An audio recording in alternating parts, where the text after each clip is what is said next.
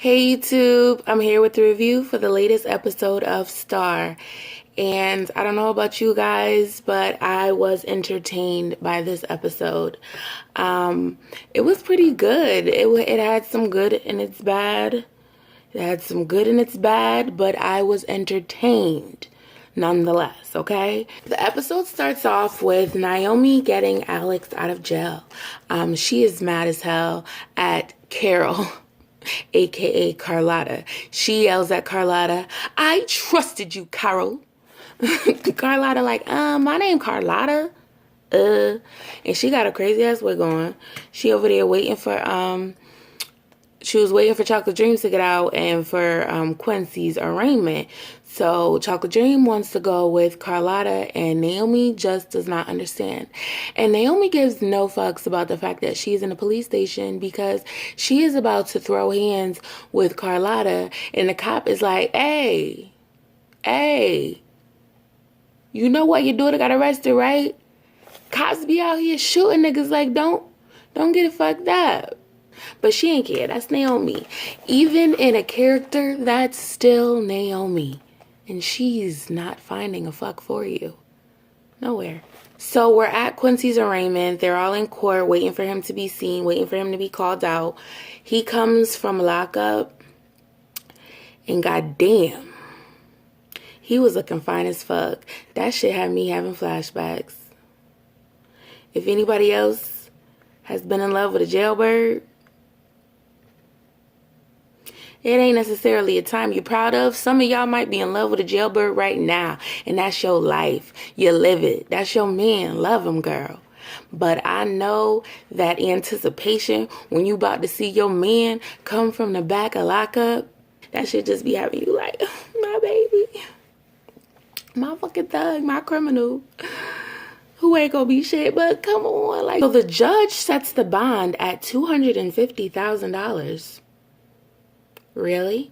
But that's clearly because they're accusing him of police brutality but that's because they're accusing him of assaulting a police officer, and clearly that carries a hefty bond. The video of the girls performing at the protest has leaked, and it's gotten 30,000 likes overnight. And this guy calls the producer he asked to hook him up before, calls to say that he's feeling that low Spanish vibe they got in there. So Yahil is like, all right, that's what's up. So there are plans for a block party. Boring. Naomi Campbell comes into the shop, and I feel like Miss Lawrence likes her. Miss Lawrence is like, she's a bitch, but I am entertained when I see her face. And she comes in, she has to talk to, Alex by herself.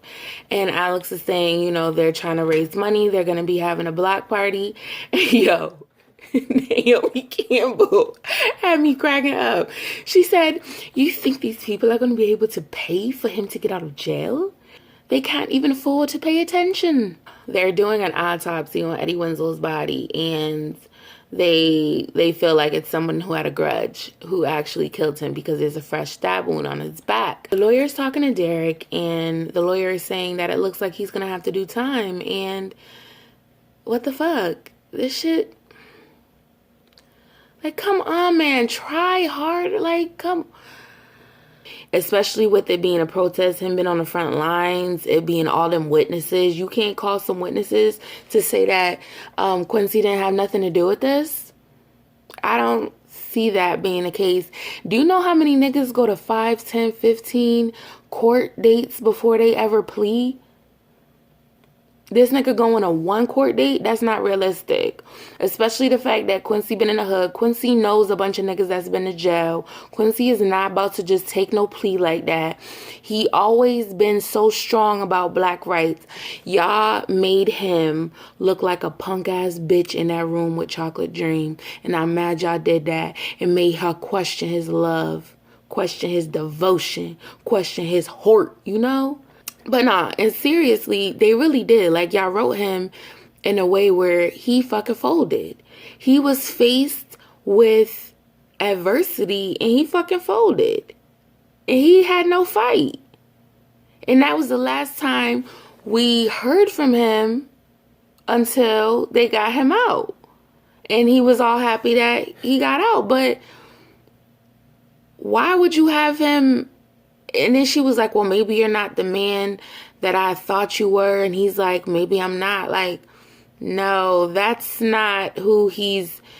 Y'all need to stay true to character. These people are doing things that are not in the character that you have set up for us to become familiar with. Star and Simone are talking, and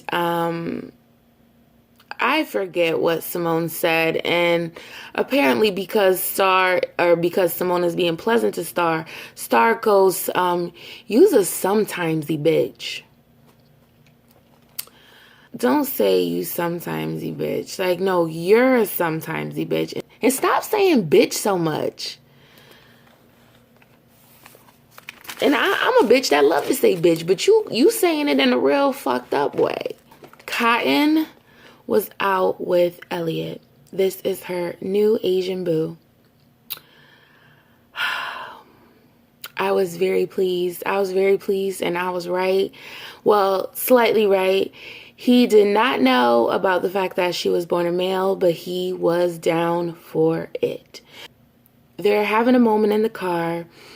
I think they're going to kiss, and she says, I have to tell you something. She's like, I was born a man, and he looks like he was a little shocked. She goes to get out the car, and he goes like, wait, what you going? Where you going? I was like, oh my gosh. She is going to find that person that accepts her, that loves her. So Cotton walks into the shop with Elliot, and they see Pastor Tyrese and Carlotta booed up. Carlotta is looking mad as hell at the fact that Elliot done walked in. And we realized that she thought that Elliot was a John. So Tyrese is very, he's pleasant. And Elliot is, of course, a gentleman. And, he's a gentleman. And he introduces himself. He reaches out his hand to shake Carlotta's hand, and she does not reciprocate.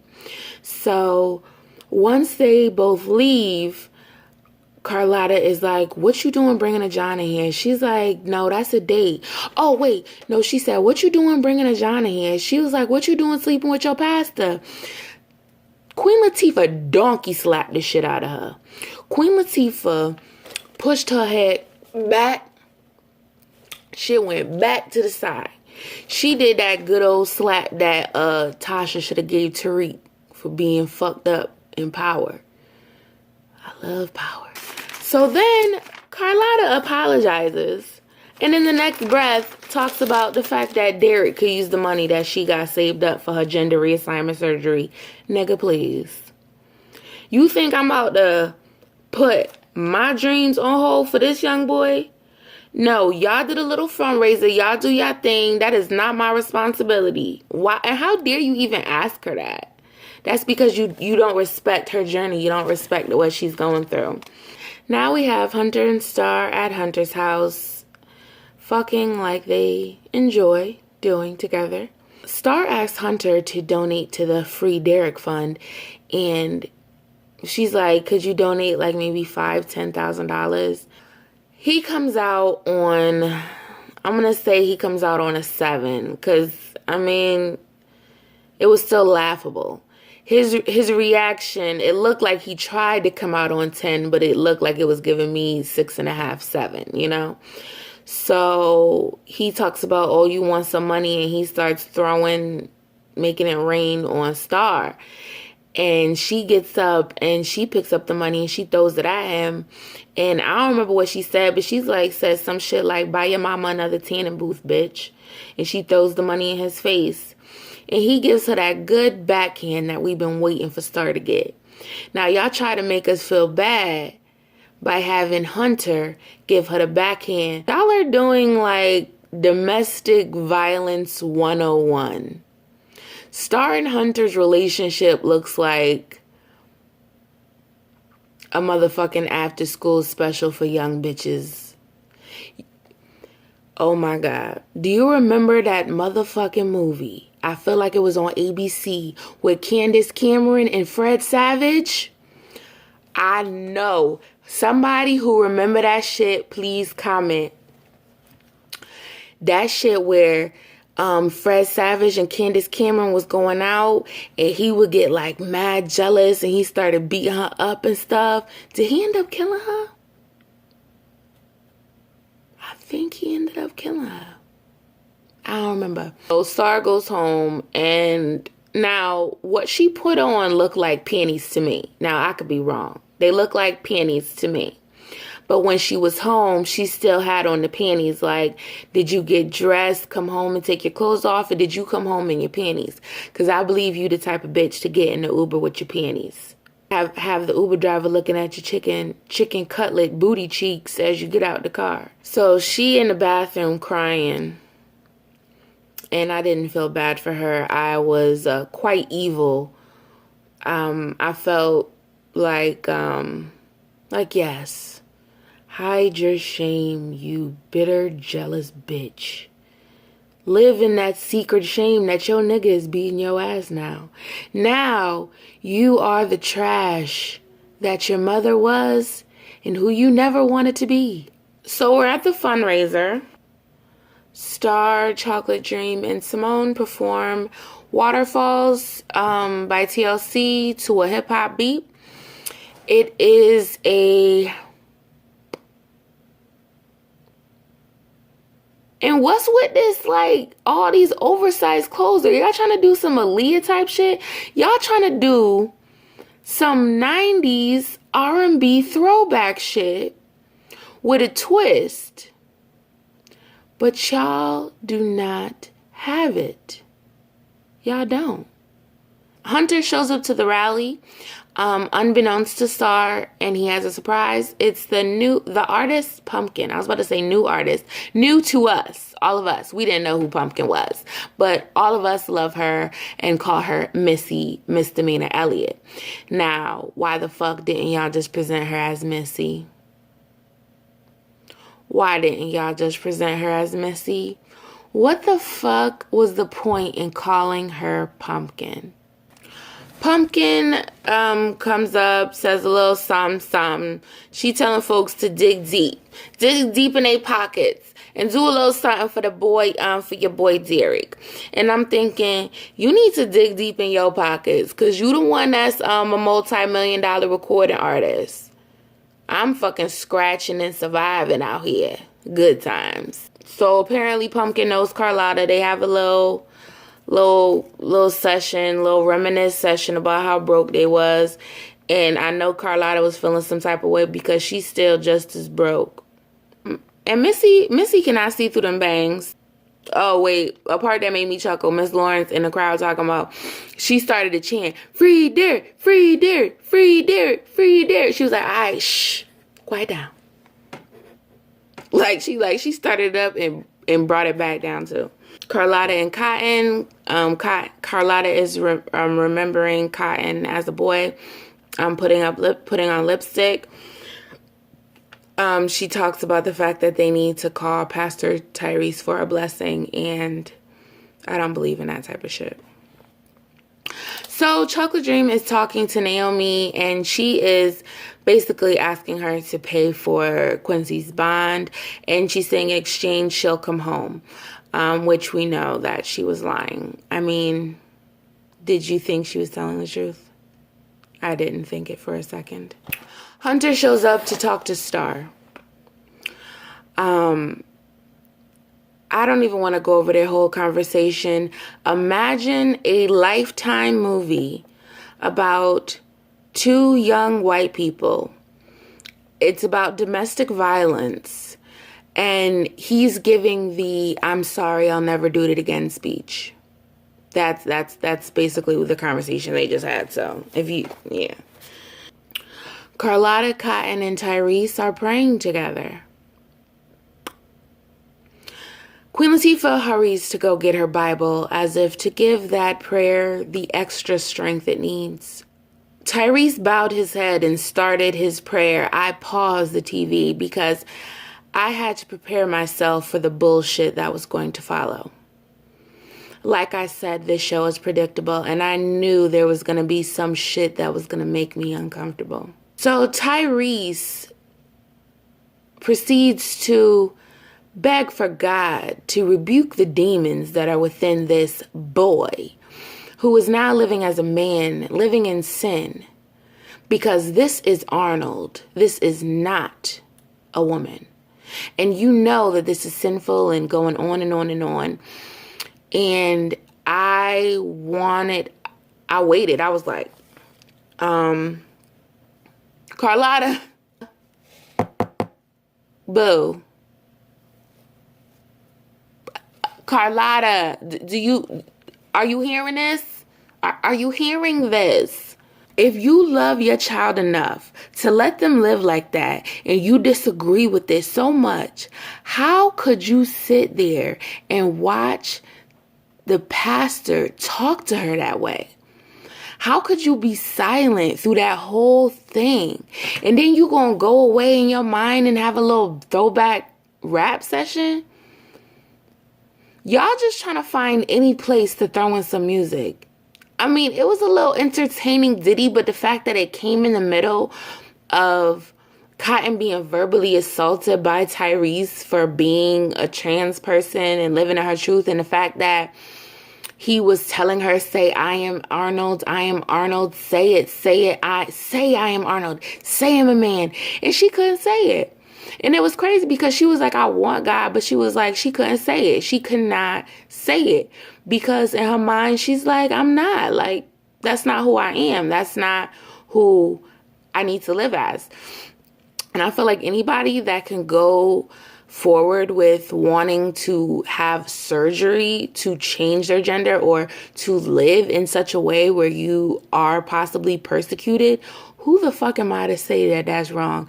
That's like my mentality with all of it. Like, who am I to fucking say that this is not your life? You're telling me that this is your experience. This is what you're going through. This is how you feel. This is who you feel you are. And I'm going to tell you, as somebody who doesn't know you, you're wrong.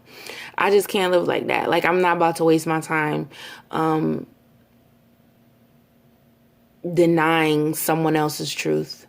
How can that benefit my truth at all? She comes out of her little music interlude with Cotton on the floor crying. She finally tells Tyrese to get out. Tyrese yells at her like, this is what you asked for. You asked me to come here. He was like, y'all both confused. And he gonna knock the magazines off the table like, what the fuck? And Cotton said, I feel like you set me up.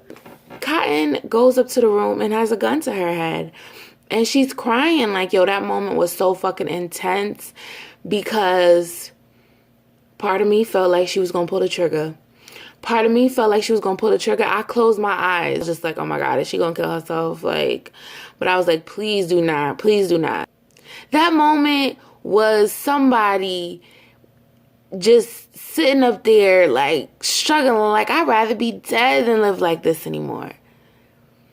And y'all allowed Star to come in and ruin it. Star walks in and says,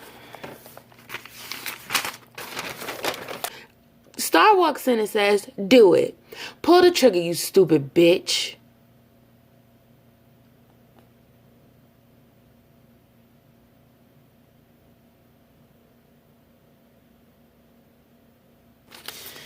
Star jokes about the fact that she'd have to clean brain matter off of Cotton's glitter curtains, and she doesn't want any parts of that cleanup, and they have a good laugh.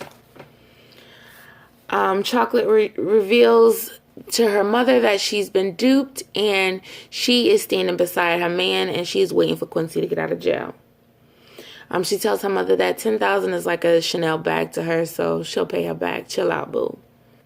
I love their little embrace. I was very happy to see him come out, but I am still mad that y'all made him look weak in that moment that he was sitting in jail. Like, had he been raped already? Because he is pretty as fuck. Did somebody take his manhood already? Let us know. Tyrese is very sad about what he did. I guess he's regretting it. And you should, because you're a piece of shit. You're a piece of shit that hides behind religion. They're going to be adding Eva to the group, and Star says, I quit. And I say, good riddance. Good riddance, bitch. So that was Star for you. I was a little more entertained by this episode. No, I was a lot more entertained by this episode. I'm going to keep it real. I'm waiting for Empire to come back. Empire, I'm waiting for you, boo. I'm ready to see Dre every Wednesday because he is, oh my God. Well, thank you for tuning in. I'll be seeing you later for another review of something else. Peace out.